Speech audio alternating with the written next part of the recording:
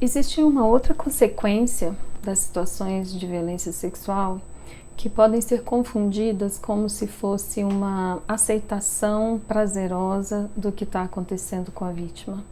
que é a adaptação ou a acomodação a uma situação contra a qual não se pode lutar. O ser humano é extremamente adaptativo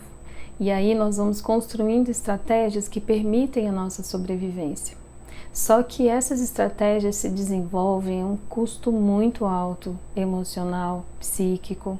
e a gente pode ter estados alterados de consciência de uma forma que a gente se desliga da dor, se dissocia do corpo, se dissocia do que está acontecendo, como se a gente estivesse olhando à distância, como se fosse uma outra pessoa se observando na cena que é impossível de se livrar. Então, tudo isso se transforma em obstáculos para uma integração psíquica, para uma compreensão, uma significação da situação que está sendo vivida. E aí nós temos com certeza, consequentemente, problemas de autoestima, de relacionamentos, de relações sociais que não vão conseguir ser desenvolvidas de forma funcional, de forma prazerosa e saudável. Então, quando você souber que uma criança permaneceu numa situação de violência sexual por mais de um mês, de 2 meses, de 1 ano, de 2 anos,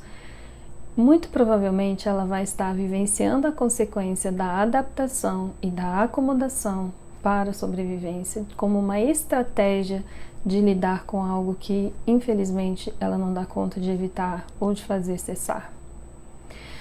Uma outra característica muito comum da situação de crianças e adolescentes vítimas de violência sexual é a reprodução do ato abusivo. Então, muitas vezes a gente tem crianças que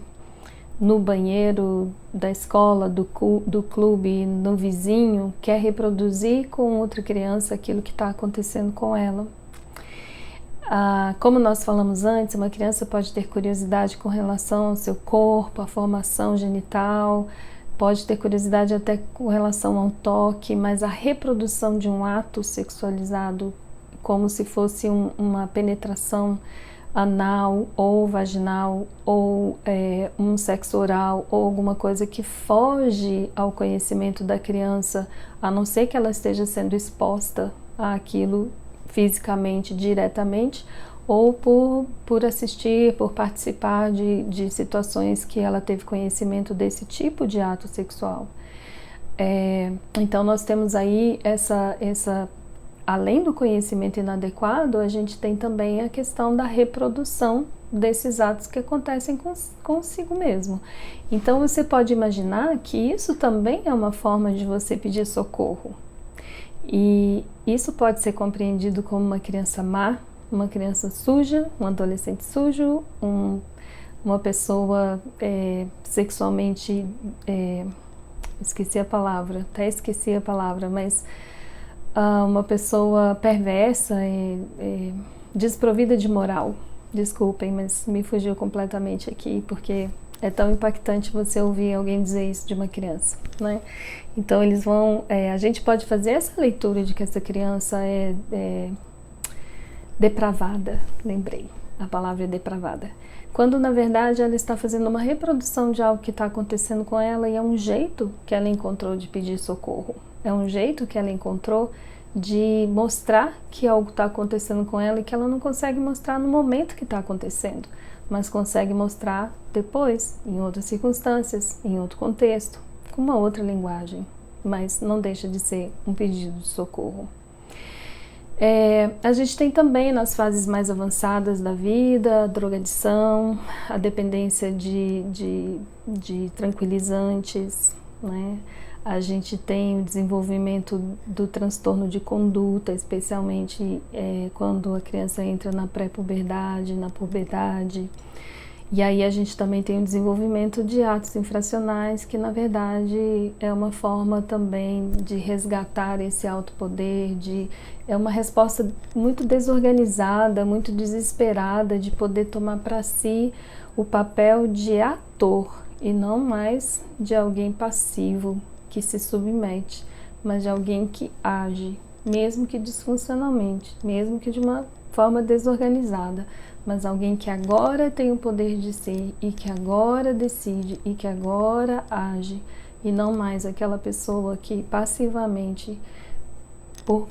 incapacidade, por falta de força física, enfim, por tudo isso, de poder estar atuando ali em defesa própria e contra o seu agressor. Existem também aqueles sintomas que são de fazer xixi na cama, de ter problemas intestinais, de encoprese, de não conseguir fazer cocô. A gente tem também os transtornos de alimentação, então a bulimia, a anorexia. Os distúrbios do sono são bastante comuns, então insônia, um sono agitado, terror noturno, a criança que grita e que você não consegue acalmá-la, os pesadelos, que são bastante comuns e recorrentes, né? Todas essas são algumas das consequências. Talvez eu tenha me esquecido e tenha deixado de mencionar alguma, mas já deu pra gente ter um quadro de como a violência sexual contra criança e adolescente é extremamente prejudicial para o seu desenvolvimento, para uma vida saudável, para a sua dignidade, para o desenvolvimento da sua personalidade, para o desenvolvimento da leitura que ela faz de si mesma, do outro e do mundo. E a gente sabe que as marcas de uma violência sexual vão ficar, com certeza. Agora, a gente também não pode dizer que isso determina a vida e o futuro de uma pessoa vítima de violência sexual, porque nesse processo de evolução que nós temos de ser, de indivíduo, de ser subjetivo, de ser significante, que dá significado às coisas, a gente também tem a possibilidade de reconstruir a nossa imagem pessoal, corporal, diante de situações que foram extremamente traumáticas. Existe no ser humano essa capacidade de transcendência, a capacidade de vencer um trauma como uma forma de assimilar, de conviver com os fatos ocorridos, ainda que muito dolorosos, ainda que com cicatrizes e com marcas que realmente são difíceis de deletar, mas com uma capacidade sim de vencer esse trauma e assimilar e conviver com as coisas que lhe acontecem. Então, para isso, a gente precisa que essas crianças e adolescentes tenham os fatores que nós chamamos fatores de saúde, um contexto favorável que possa favorecer que essa transcendência aconteça. E aí a gente precisa de alguns comportamentos, inclusive da sociedade, que é de acreditar, que é de proteger, que é de cuidar, que é de qualificar, que é de não tornar essa pessoa mais indigna do que ela já se sente, do que ela já lê sobre si mesma. E é importante também ações imediatas de proteção. Então, no momento em que se sabe que uma criança ou um adolescente está sendo vitimizado, é importantíssimo ter ações imediatas de proteção. Então, denúncias não são fáceis, o processo de denúncia e de judicial não são situações fáceis, eu não vou enganar ninguém, mas são necessárias para fazer cessar, para dar um novo significado para a cena, para dar um novo significado para o que aconteceu, para dar um novo significado sobre o seu papel e o papel do outro, para separar e não fazer essa confusão de a vítima se sentir tão responsável, ou tão culpada, ou tão envolvida, ou tão partícipe quanto o próprio autor. Isso nem sempre a gente encontra, e a gente não encontra não só na sociedade, mas no próprio seio da família. Não é raro a gente ouvir notícias de pessoas adultas que depois de muitos anos resolvem falar: eu fui abusada, eu sofri uma violência sexual. A gente tem uma tendência de falar abusada, né? Eu sofri uma violência sexual quando eu era criança, mas ninguém acreditou, ninguém fez nada, simplesmente nos afastaram.